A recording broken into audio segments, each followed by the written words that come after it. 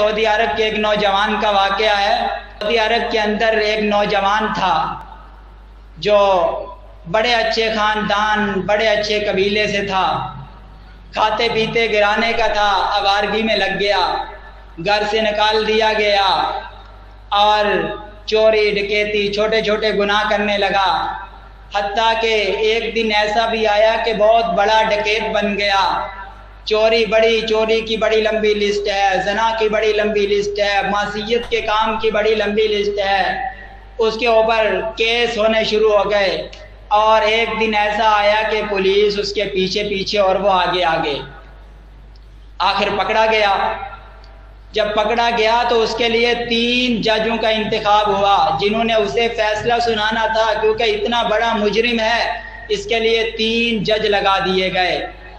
اور تینوں میں سے ایک جج کہنے لگا بڑا خوبصورت نوجوان ہے، ابھی عمر بھی چھوٹی ہے، ابھی اس نے دنیا میں دیکھا ہی کیا ہے، ایسا کرتے ہیں کہ اس کو سمجھا بجھا کر چند دن کی سزا دے کے آزاد کر دیتے ہیں، چھوڑ دیتے ہیں۔ دوسرے نے کہا نہیں، اس کو تعزیراً قتل کر دینا چاہیے، بہت بڑا مجرم ہے، بہت بڑا ڈکیت ہے، یہ اپنی حرکتوں سے باز نہیں آئے گا، اب اس کو یہ عادت پڑ چکی ہے، یہ باہر جائے گا پھر چوریاں کرے گا، ڈکیتیاں کرے گا، قتل و غارت کرے گا، اسے ہم قتل کر دیتے ہیں۔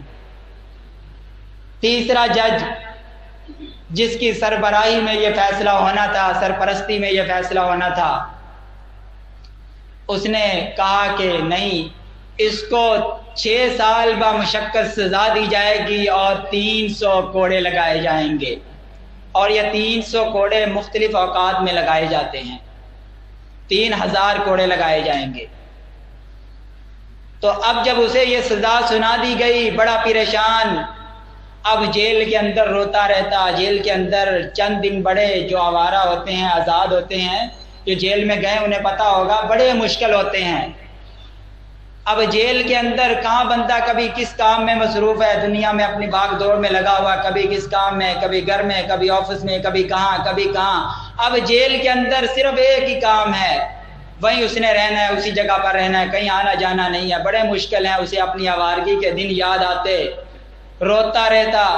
اور اسی طرح ایک دن ایک قیدی کو اس پر ترس آ گیا، اس نے کہا بتاؤ کہ آپ اتنا کیوں روتے رہتے ہو، قیدی تو ہم بھی ہیں۔ کہا کہ میں نے بڑی عیش و عشرت کی، میں نے بڑے گناہ کیے، بڑی چوریاں کی، بڑی ڈکیتیاں کی، آزادی کے دن گزارے ہیں، اب مجھے وہ دن یاد آتے ہیں۔ کہا کہ اچھا بتاؤ تمہاری سزا کیا ہے؟ بتایا کہ 6 سال بمشقت سزا سنائی گئی ہے اور 3000 کوڑے لگیں گے مختلف اوقات کے اندر۔ کہا کہ میں تمہیں ایک ایسا عمل نہ بتا دوں جس کی وجہ سے تمہاری 3 سال کی سزا کم ہو جائے؟ کہا ایسا عمل ہمیں بتا دیجئے، اس کی تو مجھے انتظار ہے۔ اس قیدی نے اسے بتایا کہ تو قرآن کریم کو حفظ کرنا شروع کر دے۔ اس نے کہا کہ میں نے کبھی نماز نہیں پڑھی اور قرآن کریم کو حفظ کر لوں؟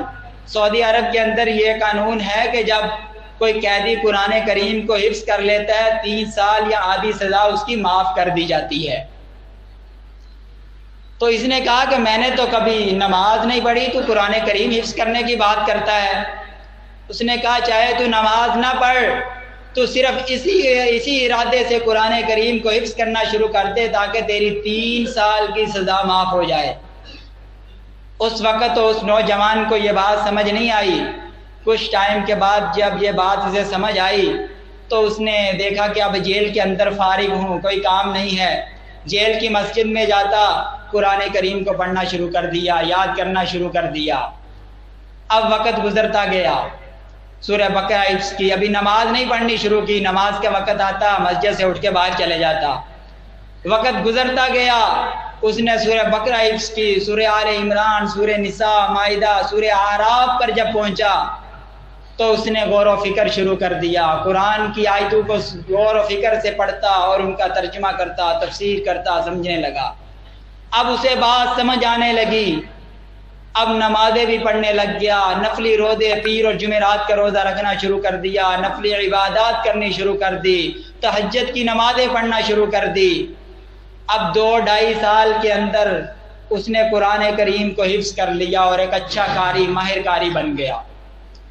جب جیل کے اندر اس کا امتحان لیا گیا تو اس نے بڑے اعلیٰ نمبروں سے اپنی سند کو پاس کیا، امتحان کو پاس کیا اور بڑی اعلیٰ نمبروں سے سند لی۔ اور جیل کے اندر اس کے 3 سال ہو چکے تھے۔ 3 سال قرآن کریم کو حفظ کرنے کی وجہ سے اس کو معاف کر دیے گئے اور اس کو آزاد کر دیا گیا۔ وہ اپنے علاقے، اپنے محلے میں جب گیا، اپنے شہر میں گیا، وہاں کی مسجد کا جو امام تھا یا تو ویسے چھوڑ کر چلا گیا یا کسی وجہ سے اسے نکال دیا گیا، اور لوگوں کو اب امامت کے لیے کسی اچھے امام کی ضرورت تھی۔ لوگوں نے دیکھا کہ یہ باشرح آدمی ہے، داڑھی بھی ہے، دیندار ہے، تہجد گزار ہے، اسے پکڑا، کسی نے مصلی پر کھڑا کر دیا۔ اس نے نماز پڑھائی، اللہ نے اس کو اتنی خوبصورت آواز دی کہ اب لوگوں نے اسے اپنا امام تسلیم کر لیا۔ اب وقت گزرتا گیا، وہاں کا شیخ بن گیا، لوگوں کو نمازیں پڑھاتا، تبلیغ کا کام کرتا، قرآن و حدیث کی تعلیم دیتا۔ وقت گزرتا گیا، اب لوگوں کے اندر اس کی بڑی عزت، بڑا مشہور ہوا، لوگ بڑی اسے عزت دینے لگے، دور دور تک اس کے چرچے ہونے لگے۔ ایک دن اسے کال آئی، اس شخص نے کہا کہ میں آپ سے قرآن کی تعلیم حاصل کرنا چاہتا ہوں۔ اس نے کہا آئیے، ہماری اس ٹائم سے لے کر اس ٹائم تک ہم قرآن کی تعلیم دیتے ہیں، آپ آئیں اور قرآن کی تعلیم حاصل کریں۔ اب وہ شخص اس کے پاس آیا اور یہ فوراً اسے دیکھ کے پہچان گیا۔ یاد رہے کہ وہ ان 3 قاضیوں میں سے ایک قاضی تھا جنہوں نے اسے 6 سال بمشقت سزا اور 3000 کوڑے لگانے کا حکم دیا تھا۔ یہ فوراً اسے پہچان گیا، اپنی جگہ سے اٹھا، سائڈ پہ جا کر سجدہ ریز ہوا، اللہ کے سامنے گڑ گڑایا، اللہ تو نے مجھے قرآن کی وجہ سے کتنا مقام دیا، کتنی عزت دی۔ یہ جج جنہوں نے مجھے فیصلہ سنایا تھا، میرے لیے قید 6 سال بمشقت قید سنائی تھی اور 3000 کوڑے لگانے کا حکم دیا تھا، آج وہی مجھے اتنی عزت دے رہے ہیں کہ میرے پاس پڑھنے کے لیے آئے ہیں۔ اسے پڑھانا شروع کیا۔ کچھ ٹائم گزرا، ایک اور شخص کی کال آئی کہ میں بھی آپ سے پڑھنا چاہتا ہوں۔ وہ رات کی تاریکی میں آیا اور اس نے رات کو نہیں پہچانا۔ جب صبح ہوئی تو دیکھا وہ ان 3 ججوں میں سے دوسرا جج تھا جس نے انہیں سزا سنائی تھی۔ اب اس نے بھی قرآن کریم پڑھنا شروع کیا۔ اب کچھ ٹائم گزرا تو اس کے بڑے دور دور تک چرچے ہو گئے کہ بڑا عالم ہے اور بڑا متقی پرہیزگار ہے۔ تو اب اس کے چیف جسٹس کی کال آتی ہے اور کہتا ہے کہ ہم چاہتے ہیں کہ ہم آپ کو جمعیت تحفیظ القرآن کا رئیس بنا دیں۔ اب اس سے پوچھنے کے بعد اسے جمعیت تحفیظ القرآن کا رئیس بنا دیا گیا، مدیر بنا دیا گیا اور لوگ اس کی بڑی عزت کرنے لگے۔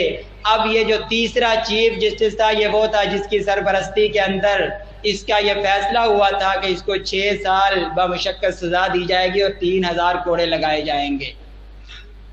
تو اب یہ دیکھیں یہ تینوں جج جنہوں نے اسے سزا سنائی تھی، ایک دن ایسا بھی آیا کہ اس کے پاس قرآن و حدیث کی تعلیم سیکھنے کے لیے آ رہے ہیں اور اسے اپنے سے بڑا عہدہ سونپ رہے ہیں۔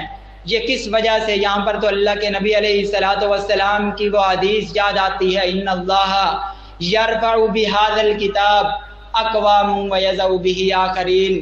اللہ تعالیٰ بہت ساری قوموں کو اس قرآن کی وجہ سے عزت دیتا ہے، اس قرآن کی وجہ سے انہیں مقام و مرتبے دیتا ہے اور بہت ساروں کو اس کی وجہ سے ذلیل و رسوا کر دیا جاتا ہے۔ آج ہم سمجھتے ہیں کہ کامیابی اس میں ہے، بڑا پڑھیں گے لکھیں گے، بڑے عہدے پر فائز ہو جائیں گے، بڑی ڈگری مل جائے گی، کسی کالج کے اندر کسی یونیورسٹی کے اندر پروفیسر لگ جاؤں گا، لیکچر دوں گا، وکیل کا عہدہ مل جائے گا، جج کا عہدہ مل جائے گا، کوئی اچھی پوسٹ مل جائے گی، اچھی دنیا کماؤں گا، اس کے اندر کامیابی ہے۔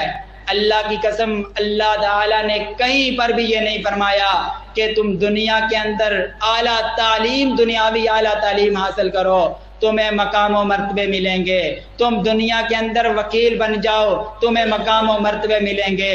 تم دنیا کے اندر اعلیٰ ڈگریاں حاصل کر لو، تمہیں بڑا اونچا عہدہ مل جائے گا۔ اللہ نے قرآن میں کہیں بھی یہ نہیں فرمایا۔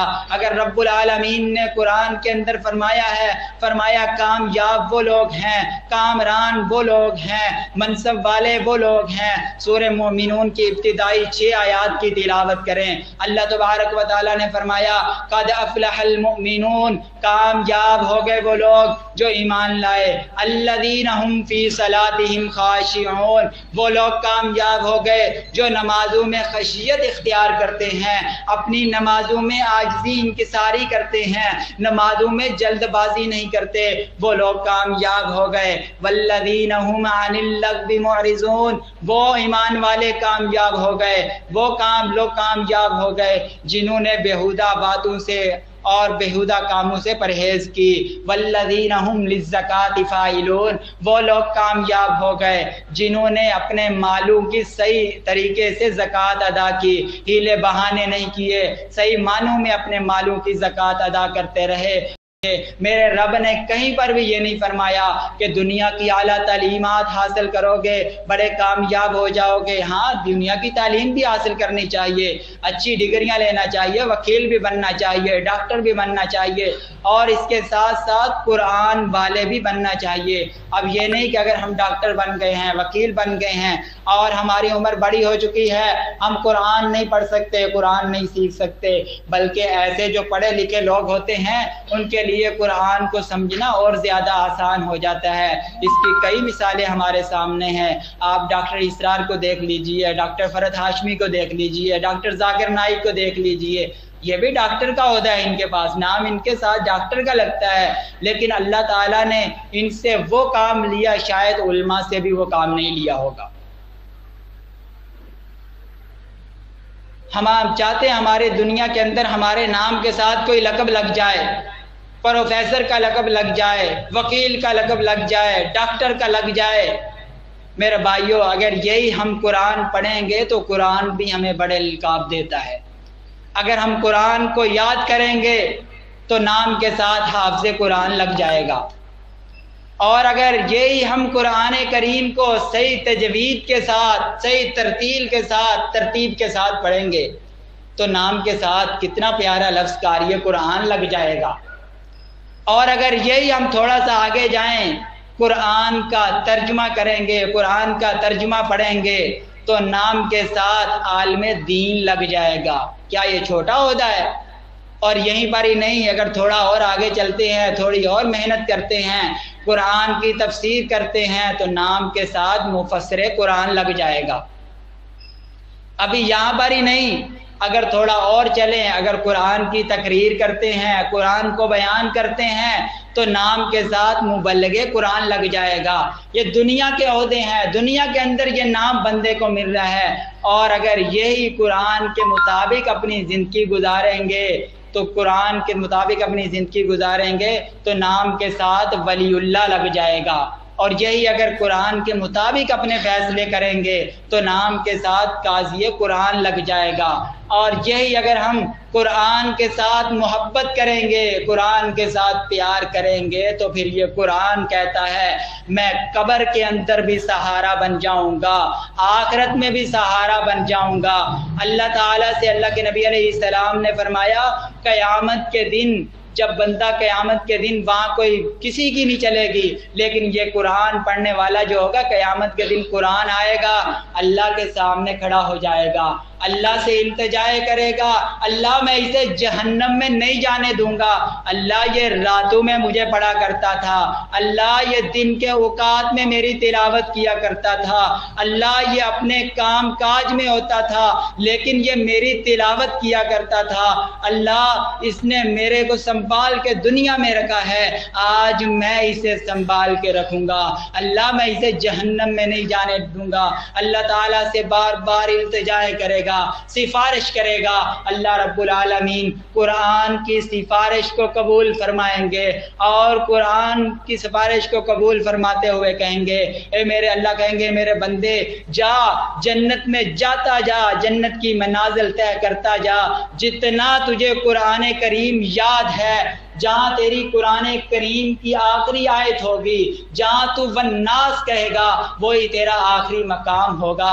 ہمیں بھی چاہیے کہ آج ہم کم سے کم، زیادہ نہیں تو تھوڑا بہت تو قرآن یاد کر لیں، 2000 آیات یاد کر لیں، زیادہ نہیں کر سکتے، 29 اور 30 پارہ ہی یاد کر لیں، کم سے کم اتنا تو یاد کر لیں۔ اگر ہمیں قیامت کے دن اگر یہ موقع مل جائے، یہ سعادت ہمیں نصیب ہو جائے، قرآن ہمارے لیے سفارش کر دے، جب اللہ ہمیں کہے کہ اب میرے بندے تو قرآن کو پڑھتا جا اور جنت میں چلتا جا، جہاں قرآن کی آخری آیت ہوگی وہی تیرا آخری ٹھکانہ ہوگا، کم سے کم ہمیں اتنا قرآن تو یاد ہو، ہم جنت کے اندر کچھ اپنے منازل تو اوپر لے جائیں۔ یہ تب ہوگا جب ہم یہاں پر دنیا میں قرآن سے محبت کریں گے اور کم سے کم کوشش کریں کہ روزانہ زیادہ نہیں کر سکتے تو قرآن کے 2 لفظ یاد کر لیں، زیادہ نہیں کر سکتے، کوئی مشکل نہیں ہے۔ اللہ تعالیٰ نے ہر بندے کو صلاحیت دی، اگر بندہ اپنے فیلڈ کے اندر ماہر ہے، کارپینٹر ہے تو وہ کارپینٹری میں کتنا ماہر ہے، اگر کوئی پلمبر ہے تو وہ کتنا ماہر ہے، انجینئر ہے تو وہ کتنا ماہر ہے۔ اگر اپنے دنیاوی کاموں میں اتنا اپنا ذہن استعمال کر سکتے ہیں، اپنا دماغ استعمال کر سکتے ہیں، تو کیا ہم 2 لفظ روزانہ قرآن کریم کے یاد نہیں کر سکتے؟